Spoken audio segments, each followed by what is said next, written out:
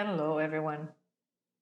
In May 2023, about two-thirds of Europeans said that they do not care about the Israel-Palestine conflict. Of those who had an opinion on the conflict, most people supported the Palestinian side, followed by people who supported both sides. A support of Israel was a minority view in almost all countries. Unfortunately, there are no polls which show if and how these views have shifted after the attacks of 7th of October and the war in Gaza. But if you go by demonstrations, media, and social media, it looks like the support for Israel has increased a bit, while Palestinian support and the usually connected anti-Semitism has become much more aggressive. Overall, I have not seen a fundamental change in political opinions among people.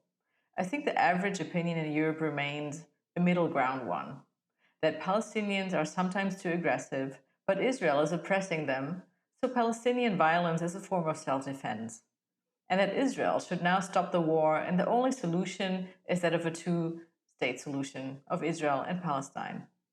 I discussed in my other videos, which I linked in the video description, why I believe that this is a reality-avoidant opinion, which is based on a somewhat naive consensus-seeking mentality.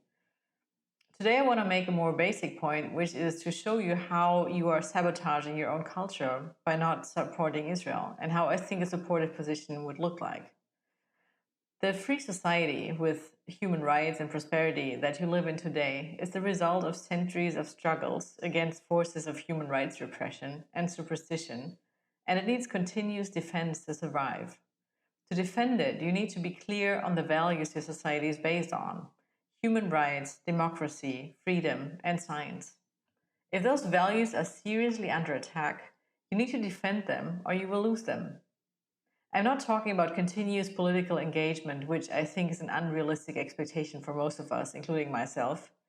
I'm talking about taking a position at key points in history that can have an impact on the future of your own society. And I believe that the current conflict in Israel is such a key point. When a democracy similar to yours is being attacked by uncivilized brutes, and there are millions of people in your own country openly supporting the brutes, I believe it's important to stand your ground loudly and clearly. If jihad wins in Israel, it will win everywhere, including in your own country.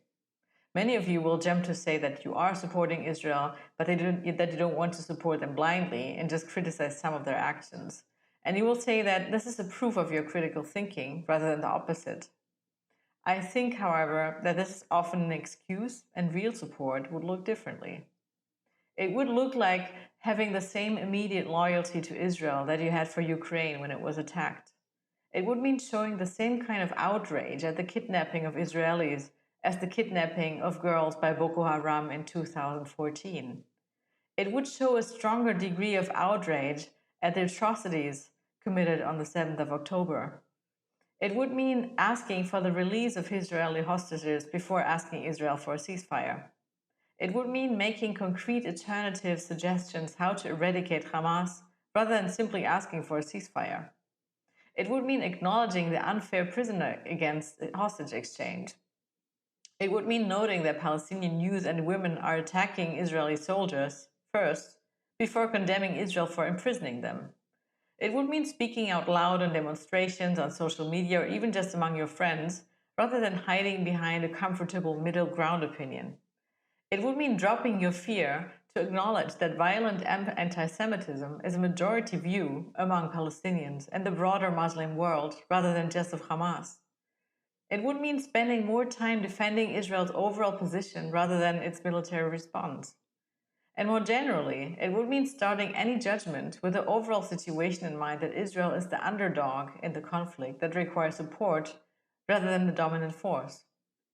Many of you will agree in private talks that the West and Europe in particular is in decline. Why do you think that is? Because there is no strong support for its culture.